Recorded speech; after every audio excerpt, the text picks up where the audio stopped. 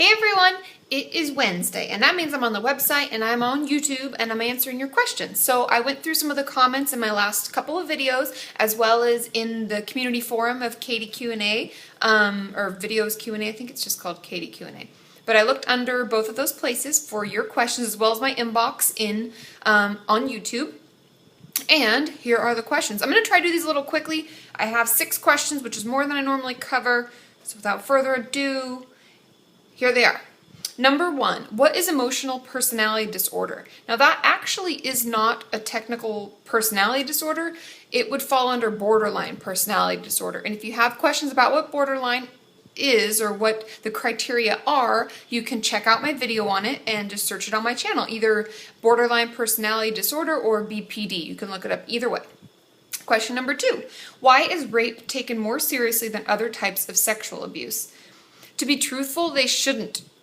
There isn't, just the same way I talk about ranking self-harm behaviors or eating disorder behaviors, any kind of abuse is abuse. I don't ever rate them on a level of more serious to not as serious. I know a lot of people take things more seriously if they're currently happening, because action needs to be taken and we have to report it, and we as clinicians are legally bound to report things more quickly, and we have a certain amount of time.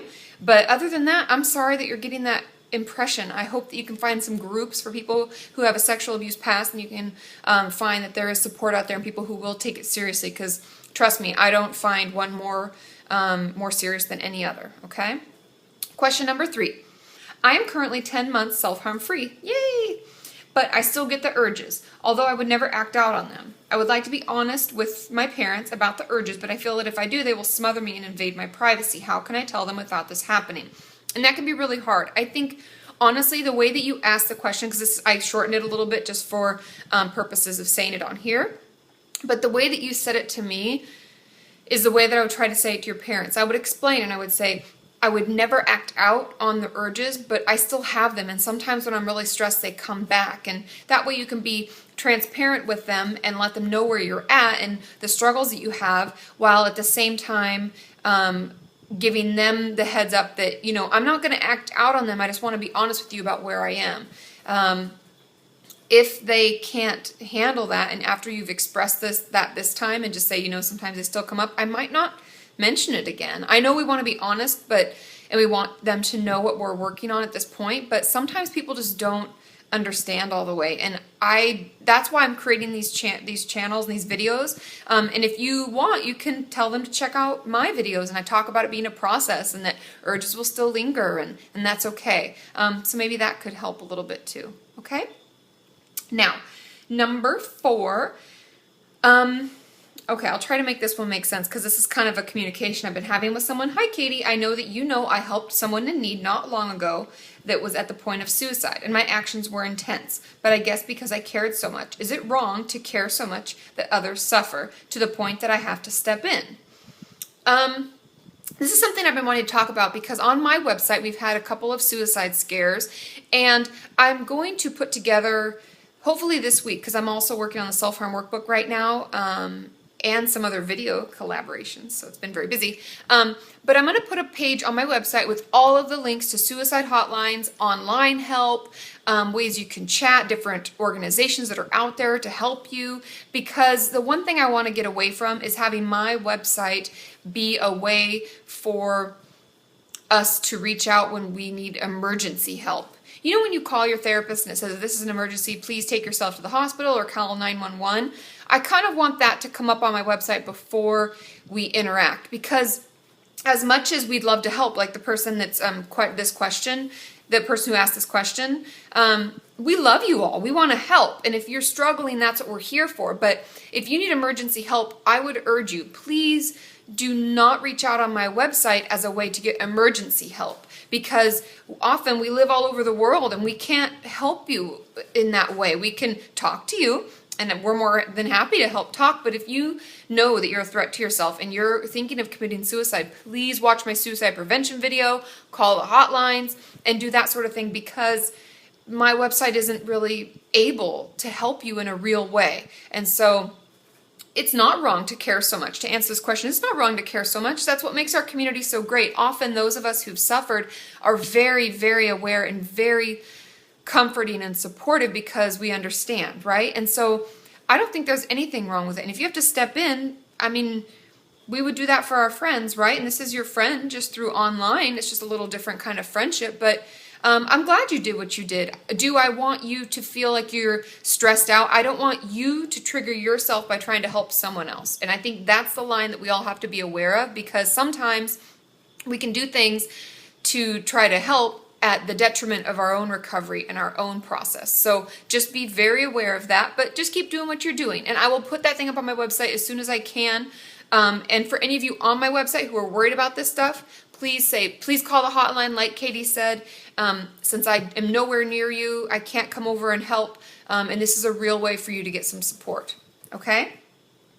Number 5, my therapist is going on maternity leave, not taking full maternity leave, which, to answer the second portion of this question, what is full maternity leave? It's about 12 weeks. So that is 3 months. And if they're not taking the full one, that means maybe they're taking 2 months. Usually people at least take 2 months. But I don't know. So it's less than 12 weeks. Okay? So our therapist is going on maternity leave, and I'm worried about seeing someone at my counseling center in the meantime. How can I express this concern about not being able to contact her during the maternity leave? I would just be honest. I would just say, I understand you're having a baby, and I get that you have to spend time with it, and it's not that I don't understand that. I would just say, for me, I'm really stressing out. How can we better prepare? That's how I would phrase it. How can we better prepare? Because you really, really want to have a plan in place. And maybe she would let you email her, even if she won't email you back. Because I've done that when I'm on vacation. I'll say, hey, shoot me emails. Sometimes it helps just to put it out there. Even if she won't respond. And you can say, I won't expect you to respond. I think I'd go about it that way. So how can we prepare? And is it possible for me just to email you just to put it out there? You don't have to respond, and see what she says. Sometimes that can just offer us that little extra support so that we know that they're still there and they still care. Okay? Number 6, our final question. So I stopped self-harming about almost a year ago. It was a way for me to cope with the anxiety that I faced in day-to-day life. I think I did it for about 2 to 3 years. Anyways, no one ever found out that I did it, and since having stopped, I still haven't told anyone close to me about my self-harm. I am starting treatment soon because of severe anxiety that I still have. But during therapy, should I bring up the self-harm even after I've stopped? I don't want to cut, nor do I feel the need to cut to get out my anxiety. I don't self-harm in any way anymore, and I don't want my parents or family to find out that I ever did that. So should I tell anyone, or do I have to tell anyone?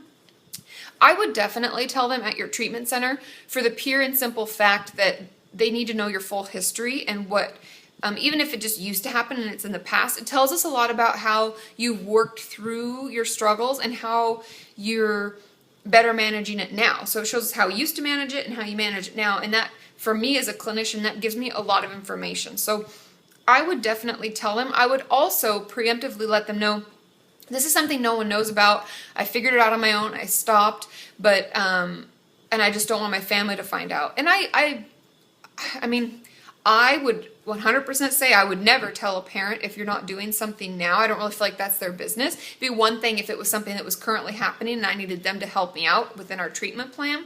But chances are, like, I'm 90% sure that they will not tell your parents because it's not happening now. It's part of your history. So I think that I would definitely bring it up so they have a full picture of what's been going on instead of, keeping that from them and then not telling them everything. Okay?